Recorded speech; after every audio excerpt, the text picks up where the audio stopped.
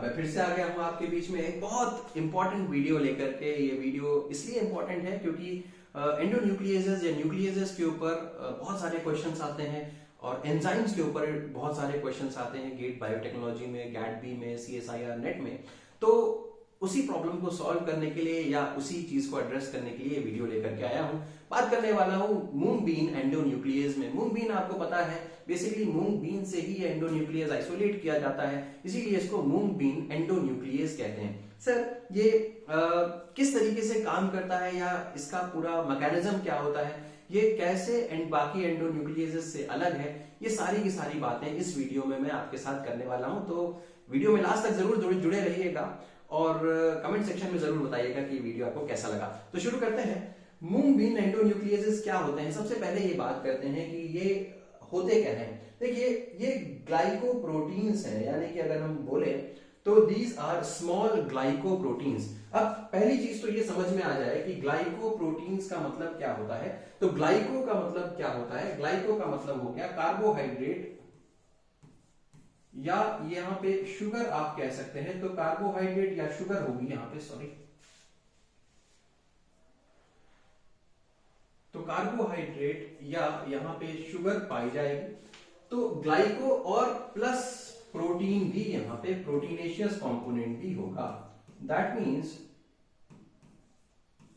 Carbohydrate का component भी है और साथ ही साथ आपका प्रोटीन का भी कंपोनेंट यहां पे आपको देखने को मिलेगा।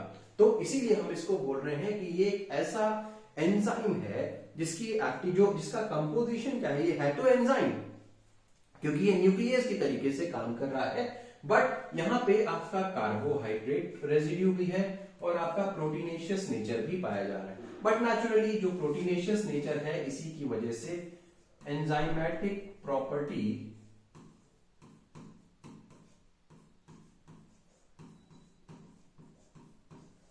हमें देखने को मिल जाती है। तो एंजाइमेटिक प्रॉपर्टी के पीछे यही प्रोटीनेशियस नेचर देखने को मिल जाता है। अब आ जाते हैं नेक्स्ट पॉइंट पे। इसका मॉलिक्यूलर वेट जो होता है वो 39 kDa है, ठीक ठाक हैवी मॉलिक्यूल है, 39 kDa इसका मॉलिक्यूलर वेट होता है।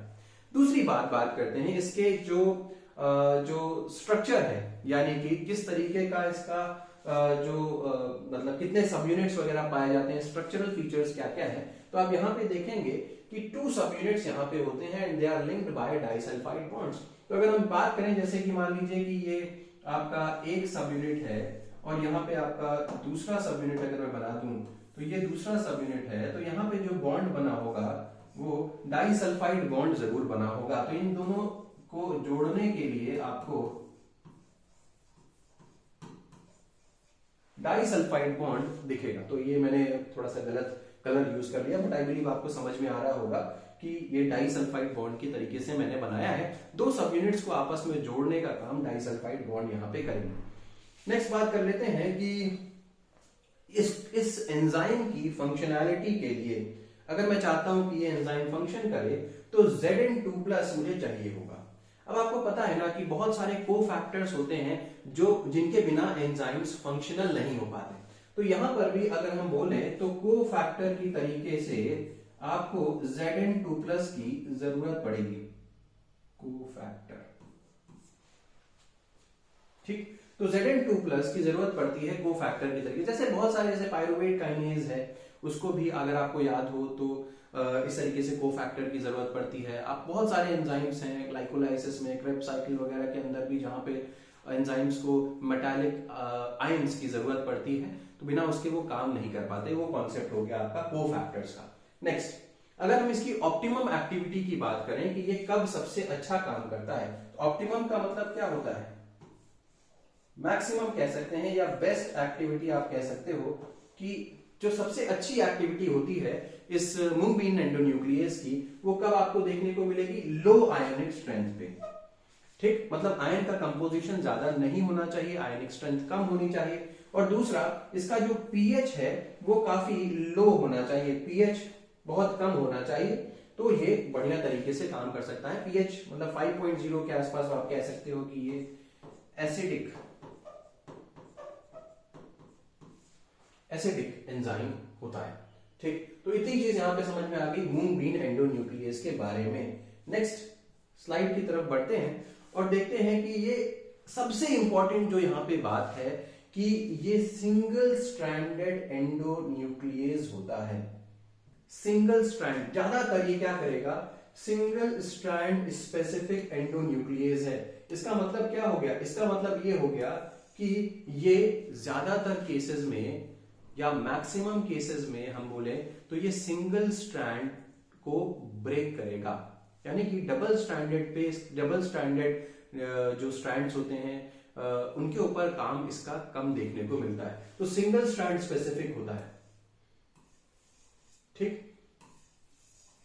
अच्छा, that means it degrades DNA and RNA to 5 prime mononucleotides. ये 5 प्राइम मोनोन्यूक्लियोटाइड्स का मतलब क्या होता है? अब आपको पता है ना कि जैसे कि ए है एडिनोसिन ट्राइफॉस्फेट, एटीपी है, फिर जीटीपी है, सीटीपी है, टीटीपी है। अगर हम डीएनए की बात कर रहे हैं तो ये आपस में जब लिंक होते हैं तो आपस में ये फॉस्फोडाइस्टर बॉन्ड से लिंक होते हुए चले जाते हैं। तो ये आपका जो एंजाइम है ये क्या करेगा, इस फॉस्फोडाइस्टर बॉन्ड को ब्रेक करेगा। जैसे ही ब्रेक करेगा तो 5 प्राइम फॉस्फेट जो है 5 प्राइम पे, जैसे कि जो भी आपका न्यूक्लियोटाइड होगा वो ब्रेक होकर के मोनोन्यूक्लियोटाइड्स के 5 प्राइम फॉस्फेट मोनोन्यूक्लियोटाइड्स के फॉर्म में निकलता हुआ चला जाता है। मोनोन्यूक्लियोटाइड्स एक एक को ये ब्रेक करवाता चला जाता है, एक एक न्यूक्लियोटाइड को ये निकालता हुआ चला जाता है। इसलिए बोल रहे हैं 5 प्राइम फॉस्फेट, क्योंकि उसके 5 प्राइम पे फॉस्फेट ग्रुप पाया जाएगा और उसको ये रिमूव कर देगा because it is breaking the phosphodiester bond. तो यहां पे मुझे लिख देना चाहिए कि it is breaking the phosphodiester.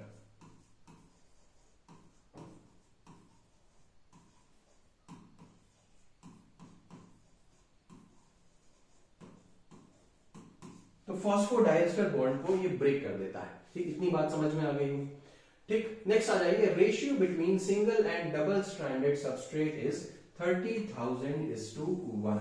That means कहने का मतलब ये है कि ये सिंगल स्ट्रैंडेड मॉलिक्यूल्स को कहीं ज्यादा ब्रेक करता है as compare to double stranded.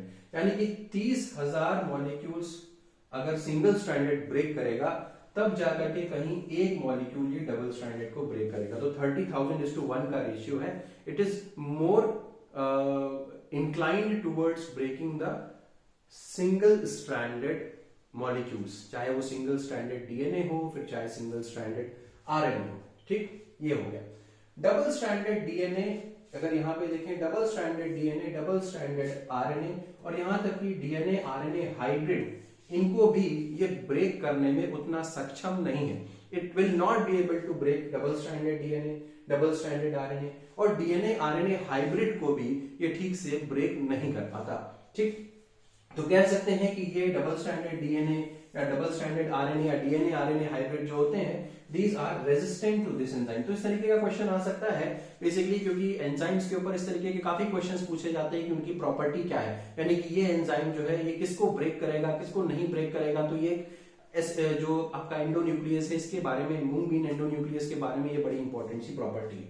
Next आ जाइए, अगर आप एक्सटेंसिव एक्सपोजर कर रहे हैं, यानी कि बहुत देर तक एक्सपोज कर रहे हैं किसको, अपने डबल स्ट्रैंडेड मॉलिक्यूल्स को, हाई कंसंट्रेशन ऑफ एंजाइम पे, एंजाइम का कंसंट्रेशन भी आपने हाई रखा हुआ है और आप बहुत देर तक एक्सपोज भी कर रहे हैं मूंग बीन न्यूक्लियस से किसको, डबल स्ट्रैंडेड अपने मॉलिक्यूल्स को। तो डबल स्ट्रैंडेड न्यूक्लिक एसिड्स जो एटी रिच होंगे वो ब्रेक करवाए जा सकते हैं। तो एटी रिच जो डबल स्ट्रैंडेड डीएनए होंगे, डबल स्ट्रैंडेड जो मॉलिक्यूल्स होंगे उनको ब्रेक करवाया जा सकता है। एक शर्त यह है कि आपको कंसंट्रेशन ऑफ द एंजाइम्स ज्यादा रखना पड़ेगा और तो और एक्सटेंसिव एक्सपोजर देना पड़ेगा, यानी कि काफी लंबे समय तक एक्सपोजर अगर आप देंगे तो इस तरीके की चीज हम देख सकते हैं। Breaking of double stranded DNA molecules को भी आप देख सकते हैं। चलिए इसको आगे बढ़ते हैं। अब यहां से मैं आपको दिखाने की कोशिश करता हूं कि S1 या जो मूंग बीन एंडोन्यूक्लियस है वो किस तरीके से काम करता है। चलिए इसको देख लेते हैं।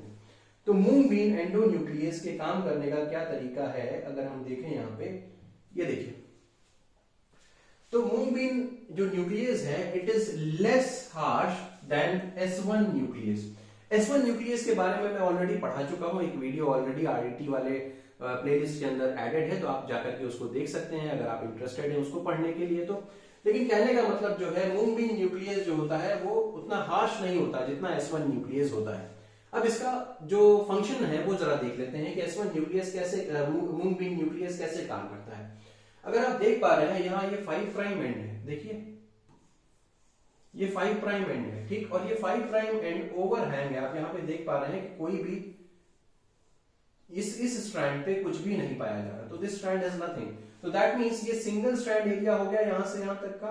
सिमिलरली अगर हम यहां पर भी देखें तो यहां पर भी ये क्या हो गया, ये इतना इतना ये क्या हो गया, ये सिंगल स्ट्रैंडेड ही तो हो गया, सिंगल स्ट्रैंडेड डीएनए हो गया, और ये 5 प्राइम एंड यहां पर है। जैसे ही आप मूंग बीन डाइजेशन करेंगे, चाहे फर्स्ट नंबर इस स्ट्रैंड को देख लीजिए, चाहे आप इसको देख लीजिए, दोनों में से अगर आप किसी का भी अगर आप डाइजेशन करने जाएंगे तो मूंग बीन क्या करेगा, इस 5 प्राइम एंड तक इसको उड़ा देगा यहां तक, ये कट गया, ये कट गया, तो ये जैसे ही कट जाएंगे तो ये क्या बन जाएंगे, यहां से ये 5 प्राइम मोनोन्यूक्लियोटाइड्स बन करके निकल जाएंगे, यानी कि पूरा ये एक सीक्वेंस पूरा निकल करके अलग हो जाएगा, ये पूरा एक निकल करके अलग हो जाएगा, और आपके पास ये ब्लंट एंड टाइप का स्ट्रक्चर यहां पे देखने को मिलेगा, ब्लंट।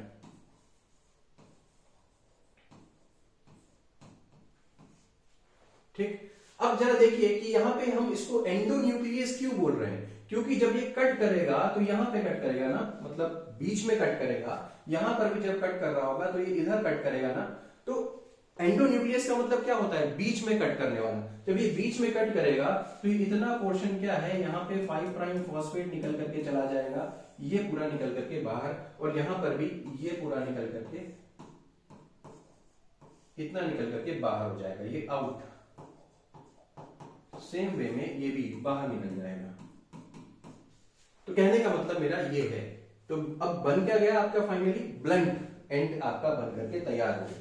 ठीक, तो इसको मैं मिटा देता हूं। ठीक, तो ये ब्लंट एंड आपका बन करके तैयार हो गया, यानी कि ये मॉलिक्यूल आपका बन करके यहां से निकल गया। चलिए, तो अब एक आइडिया लग गया होगा। अब जब आप इसका डीनेचुरेशन और इलेक्ट्रोफोरेसिस कराएंगे, डीनेचुरेशन का मतलब दोनों स्ट्रैंड्स को अलग अलग करा देंगे, डीनेचुरेशन कराया, इलेक्ट्रोफोरेसिस कराया, तो केवल इतना ही मिलेगा। इतना कितना, जितना कि आपका, अच्छा ये भी मैं बताना एक चीज भूल गया, केवल मैंने आपको एक ही साइड का दिखा दिया। मैं अगर बोल रहा हूं तो ये वाला एंड भी तो 5 प्राइम एंड है, ये वाला एंड भी 5 प्राइम एंड है, तो यहां से भी ये पूरा खत्म हो जाएगा और यहां से भी ये पूरा खत्म हो जाएगा।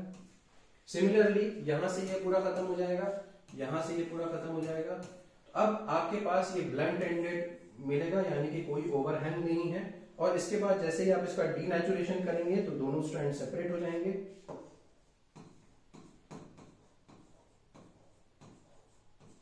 स्ट्रैंड्स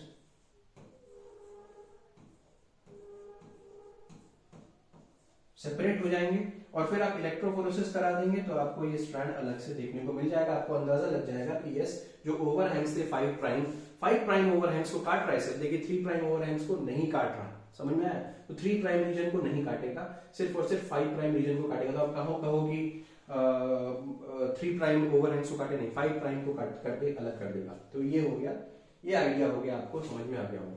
नेक्स्ट, अब एप्लीकेशंस के बारे में थोड़ी बहुत बातचीत करनी जरूरी है कि व्हाट आर द एप्लीकेशंस। तो एप्लीकेशन क्या है, हाई रेजोल्यूशन मैपिंग। जैसे कि मैंने अभी भी आपको बताया कि मैपिंग करवाने में इसका बेसिकली ज्यादा रोल देखने को मिलता है। ठीक, अभी अभी हम लोगों ने मूंग बीन न्यूक्लियस की मैपिंग करना सीखा, तो high resolution mapping of the termini in the RNA transcript, termini के बारे में, यानी कि टर्मिनल्स के बारे में, ओवरहैंग को खत्म करके जो टर्मिनल्स बन रहे हैं उसके बारे में हमें यहाँ से जानकारी मिल रही है। तो ये एक इंपॉर्टेंट चीज हो गई। Next, conversion of protrusions. Protrusions मतलब जो निकले हुए हिस्से हैं, ओवरहैंग्स हैं, उनको कन्वर्ट कर देना ब्लंट एंडेड मॉलिक्यूल में, ये भी आपने सीख लिया। Creation of new restriction sites following overhang removal. अब जब आप ओवरहैंग को रिमूव कर रहे हो, जो निकले हुए हिस्से हैं जब आप उनको रिमूव कर देते हो तो फिर क्या होता है, नए रेस्ट्रिक्शन साइट्स आप करके बन करके तैयार हो जाएंगे। क्यों? क्योंकि जो हिस्से निकले हुए थे वहां पे रेस्ट्रिक्शन साइट्स रहे होंगे कुछ, उनको आपने रिमूव कर दिया, अब कुछ नए रेस्ट्रिक्शन साइट्स बन करके तैयार हो जाएंगे। यही कहने की कोशिश की जा रही है कि new restriction sites following the overhang removal. Next, investigation of DNA secondary structure. अब देखिए कई बार क्या होता है कि डीएनए में सेकेंडरी स्ट्रक्चर बन जाता है, जैसे कि अब आप देख सकते हैं कि कई बार कुछ लूप वगैरह बन जाता है, या कई बार कुछ सेकेंडरी स्ट्रक्चर जैसे कि हेयर पिन लूप वगैरह देखने को मिल सकता है। तो अगर आप इस तरीके के लूप या इस तरीके के टर्न वगैरह अगर आपको देखने को मिल रहे हैं कि डीएनए के स्ट्रक्चर में भी कहीं इस तरीके की बॉन्डिंग वगैरह देखने को मिल रही है, तो उसको आप इन्वेस्टिगेट कर सकते हैं, उसको भी आप स्टडी कर सकते हैं using the mung bean nuclease, क्योंकि अगेन वो सिंगल स्ट्रैंडेड को कट कर देता है, तो इसलिए इसका फायदा हो गया। तो उम्मीद है कि ये आपको समझ में आ गया होगा। तो this brings us to the end of this particular video. उम्मीद है कि ये वीडियो आपको पसंद आया होगा। अगर पसंद आया तो इसे जरूर लाइक करिएगा, चैनल को सब्सक्राइब करना ना भूलिएगा, बेल आइकन को जरूर प्रेस कर दीजिएगा और अपने फ्रेंड्स के साथ जरूर शेयर करिएगा। अगर इसी तरीके की वीडियोस आपको और चाहिए तो कमेंट सेक्शन में बताना ना भूलिएगा कि ये वीडियो आपको कैसा लगा। Thank you so much, have a good day.